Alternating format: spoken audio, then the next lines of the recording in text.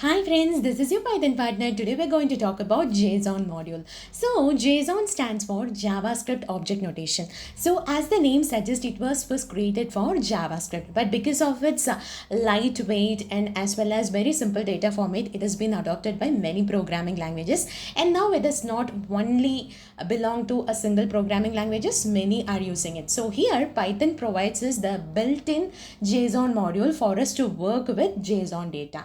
So serialization is nothing but converting a Python object into a JSON string, and as well as deserialization is nothing but converting a JSON string back into Python object. Okay, so this JSON object curly braces, it corresponds to the Python dictionary dict, and a JSON array, corresponds to Python list, and JSON string, it corresponds to Python string, and JSON number, it corresponds to Python int or float, and JSON boolean, Python true or false, and JSON null, it is correspond to Python none. So this is how conversion happens. Okay. So now we are going to discuss some of the methods in JSON module by which we are going to write to a JSON file and how we are going to read from it and how we are going to update the contents in it. Likewise, okay, let's see all these things using this programming example. Fine. So at the starting of this program, we have to import JSON module, and we got a dictionary named details, and it got two key value pairs as name Sweta and assignment not submitted. Okay. And in order to open the JSON file, everything is as similar to the normal file. Okay. File operations that we have seen before. If you have not watched that video, I really suggest you to go and watch it. Link is in description. So the only change here is we have to open the file with an extension of .json, and we are opening it in a write mode, and it got a file object as file, and yes, and we are going to use json.dumpoff. So this is the method which is going to serialize the Python object into JSON string. So inside this dumpoff method, it got some parameters. So first one, yes, it is details. It is nothing but the Python object. Here it is a dictionary, and the next parameter is file. It is a file object. Okay, where this things is written. So the third parameter is indent, and we have assigned 4 to it. So it is nothing but this parameter allows us to specify the number of white spaces to use for each level of indentation inside this JSON data. Okay, so by using this, we are just making the data look more good for the humans to read. If you are just going to use this dumpoff method without this indent parameter and sense, the output is going to be very compact and yes, with no unnecessary white spaces or line breaks, which is efficient for storage or transmission, but it is very difficult for the humans to read, especially if the structure is more complicated in sense. Okay, so it is always advised to use indent parameter, and so we can use any number of spaces as we wish, and if you are going to give number 8 or 7 or 10 like that, your data is going to be more spaced out. Okay, so be careful, and 4 is the normally used one, and yes. Then we are just going to save all this inside a variable named data.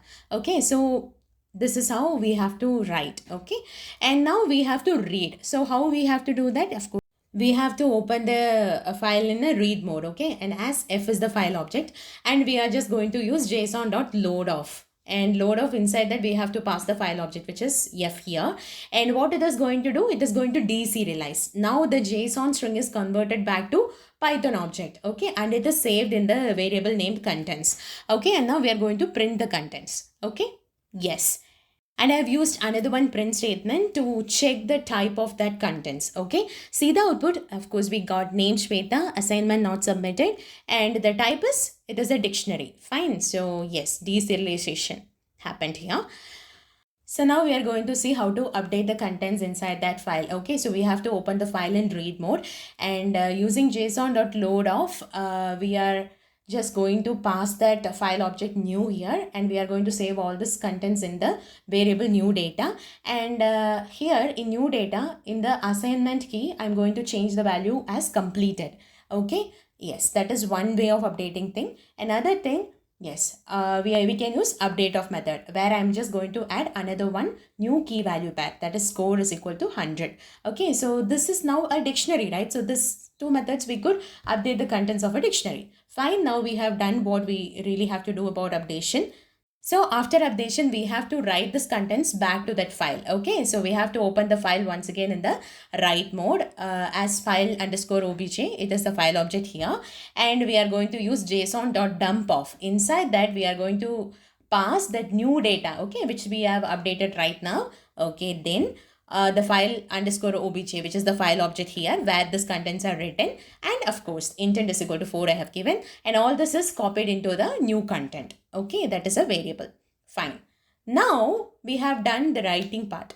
So now updation is done. Now we are just going to see, has it really happened? Okay, for that we have to do, yes, we have to open the file once again in the read mode as check here is the file object, and we are just going to use json.loadoff, and by passing the check we are just going to store the contents inside that variable named status, and we are just going to print the status. And now you see the output, of course. Name Shweta, assignment completed, and score 100. See? Yes. So our updation has happened. So if I open that file named data.json, see, this is how it looks. And it's very neatly formatted, right? So we have given that intent is equal to 4 and all. If you are going to develop any website where you are going to get inputs from users, or if you are going to work with any APIs where you are going to get bunch of data from it, so at the time you can use this JSON module where you can save all those details inside a JSON file, then you can retrieve it, work with it, etc. So JSON module is very useful. So friends, that's it for the session today. I hope you really understand the concepts well and good today, and do practice more and write programs and include all these concepts and have fun with programming. And as well, don't forget to like and share this video, and as well if you got any doubt, comment about it, and I'll make sure that I'll clear your doubts as soon as possible. And as well, do join me in this journey of learning. Let's make this journey more interesting and fun-filled one. Bye bye and take care.